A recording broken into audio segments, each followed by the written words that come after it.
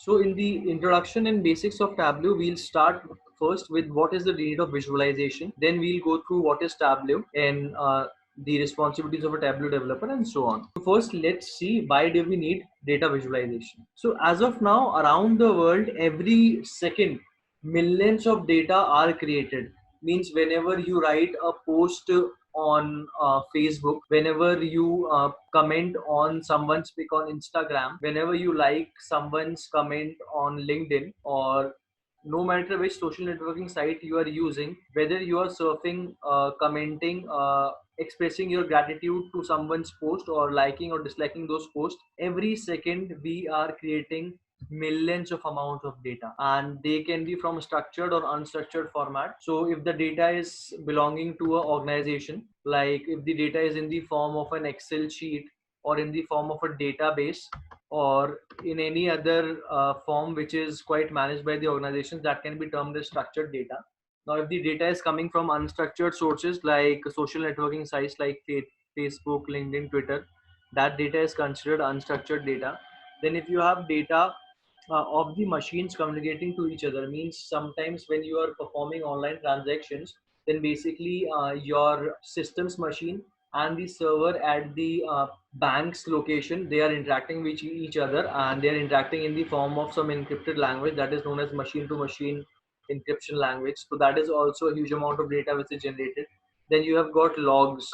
Means if in an IT company you will get error logs, some of the requests which you send for supposedly connecting to a server, or if you are performing some online transactions, all those online transaction logs are created. So all of this data creates a data lake. So you can see that every second you are creating millions of amount of data.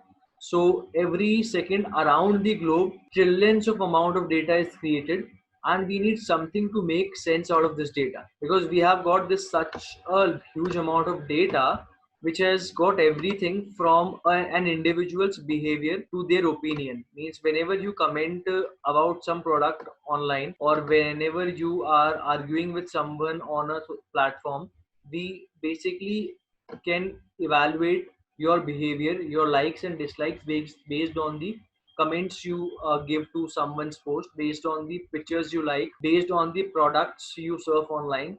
So all of that data is quite interesting, and it's quite useful for us as a company if we have to launch a new product, or if we have to evaluate your behavior as an individual. So this huge amount of data lake can be used by the organizations for various kinds of purposes, like introducing new products or enhancing their existing products. So this data lake is quite useful, and companies require this to decide their product strategies, to decide their marketing strategies, to decide what kind of people live in what region of the world and what kind of products can be pitched to them so that there are maximum sales. So this is the power of data, and that is why we need tools like Tableau and other BI tools to make sense out of this immense amount of data.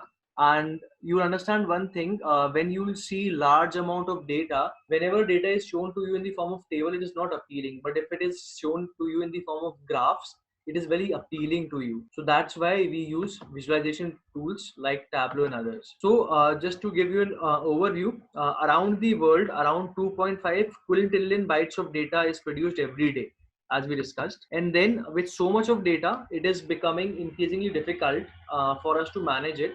And for a single person to see through these lines day by day, it's not possible. Means if I'm an individual, and if I plan that I would go through each of these lines individually and make some sense out of that, that is not possible, because that is too much time consuming, and even humans have some limit. If you are a human, you can read maybe 100 or 1,000 lines a day and make sense out of that, but more than that, it's not human capability. So this is the point where we introduce machine learning algorithms, machine learning and BI tools. So this data profilation can be managed as part of data science process known as data visualization. Means making sense out of this immense amount of data, and this data in the form of unstructured or structured format, taking this data and making some sense out of that using graphs and charts. So data visualization is basically, it's a technique to communicate the insights from the data through visual representation. It distills large sets into visual graphics, as we discussed as of now, and it helps in easy understanding of the complex relationship between data. So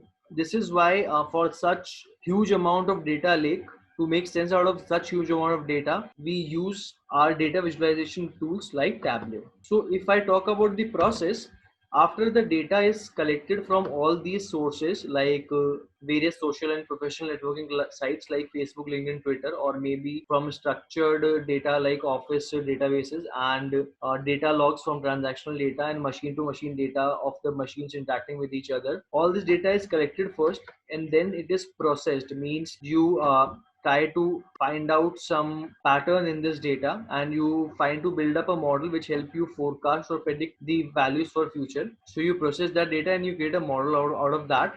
Means if I've got a data of someone's interest on a particular product, if I have got a data of a group of people liking the page of McDonald's, then I'll be able to analyze that what group of age group of people in which country, which location like their burgers, and what location of the people, what kind of people in which part of the world do not like their burgers. So based on that, I can easily predict that if McDonald's opens a store in one particular country, it's going to be a huge success. And if the same McDonald's opens an outlet in some other kind of company or some other kind of country, then the products and the sales of McDonald's are not going to be that good. So using the data, we can predict such kind of things, the sales in various outlets. Now once we have collected the data, modeled it, did the predictions, now we need something to share this data to the end user in an effective manner. Now if I have predicted something and I share it to the CEO or CXO levels in the form of tables, then it will be quite hectic for them to understand, and moreover the people at that level don't have that much of time to go through each row of the data you have predicted. So for them to easily understand your data, you must represent your data to them, you must share your data to them in visual form, because visual form of data is quite appealing and visualizations catch the eye of people very easily. So maybe if using visualization, you can show them that the sales of McDonald's is going to be good in developing countries and less in underdeveloped countries. So the management of that company can easily decide that they should not open an outlet in underdeveloped countries as of now. I mean, it can just be a decision. Means using our visualizations, such kind of decisions can be taken up by the CEO or CXO levels of McDonald's. So this was just an example. So this is the power of data visualization. And now since we have understood that why do we need data visualization, now let's go further and see